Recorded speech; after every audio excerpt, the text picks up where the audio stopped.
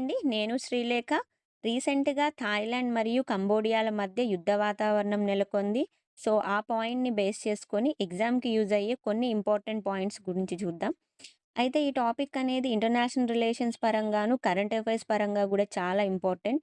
So, టాపిక్‌లోకి వెళ్తే first వచ్చేసి ఈ వివాదం జరగడానికి మెయిన్ రీజన్ వచ్చేసి సరిహద్దు వివాదం. ఫ్రాన్స్ అప్పట్లో కంబోడియాను పాలించింది. ఆ టైంలో సరిహద్దులను చూపించేందుకు ఫ్రాన్స్ ఏంటంటే కొన్ని మ్యాప్స్‌ని రెడీ చేసింది.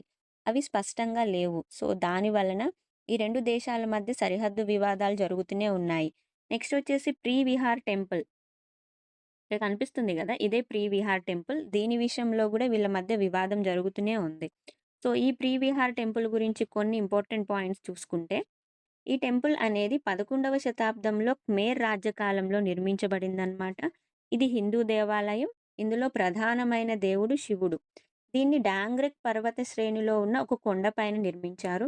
అయితే దీన్ని 2008లో యునెస్కో అనేది ప్రపంచ వారసత్వ స్థలంగా గుర్తించింది. అండ్ దీన్ని ఖమేర్ నిర్మాణ శైలిలో నిర్మించారనమాట. ఈ 5 పాయింట్స్ అనేది చాలా ఇంపార్టెంట్ ఈ టెంపుల్‌కి సంబంధించి. నెక్స్ట్ వచ్చేసి థాయిలాండ్ సరిహద్దు దేశాలు. మొత్తం దీనికి 4 దేశాలు సరిహద్దుగా ఉన్నాయి. అందులో వచ్చేసి Myanmar, Laos, Cambodia and Malaysia. ఇక్కడ థాయిలాండ్ ఉంటుంది. ఇక్కడ కంబోడియా ఉంటుంది. ఇక్కడే మెయిన్‌గా జరిగేది ఈ వివాదం అనేది ఈ బోర్డర్ మధ్య. ఓకే. ఇక నెక్స్ట్ వచ్చేసి కంబోడియా సరిహద్దు దేశాలు.